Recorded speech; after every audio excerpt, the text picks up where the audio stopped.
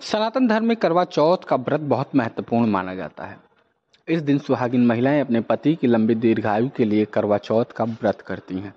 यह परंपरा प्राचीन काल से चली आ रही है। कहा जाता है प्राचीन काल में देवियों ने भी अपने पति की लंबी दीर्घायु के लिए करवा चौथ का व्रत करती थीं। इतना ही नहीं, करवा चौथ का व्रत को लेकर कई कथाएं भी धार्मिक ग्रंथों में प्रचलित हैं। आज हम आपको इस रिपोर्ट में बताएंगे कि सबसे पहले कहाँ हुई थी करवा चौथ व्रत की शुरुआत। तो चलिए जानते हैं किसने किया था सबसे पहले यह व्रत।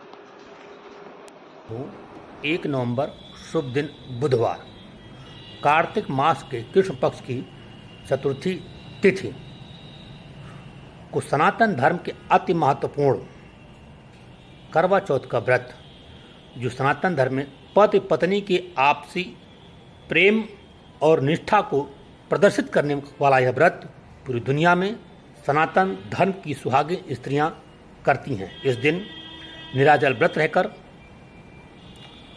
रात्रि काल में चंद्रमा का दर्शन करते हुए अर्घ देकर इस व्रत को पूर्ण करती हैं।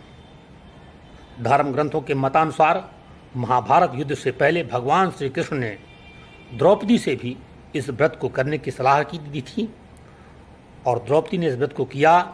परिणाम स्वरूप पांडव विजयी हुए और कौरवों का सत्यानाश हो गया।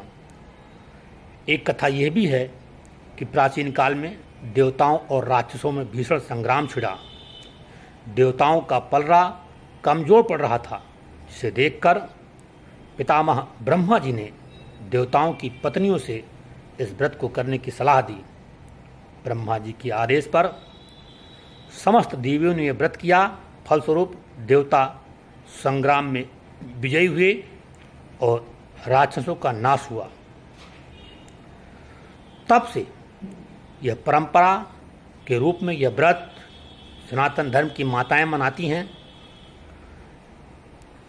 ऐसी भी कथा है कि जिन स्त्रियों के पति की आयु क्षीण हो चली हो, उनकी कुंडली में मार्गक्लेश का योग बन रहा हो, अगर वे सुहागिन माताएं इस व्रत को पूरे विधि विधान से करती हैं तो निश्चित तौर पर वे अपने पति की आयु को लंबी करते हुए समस्त संकटों का नाश करती हैं।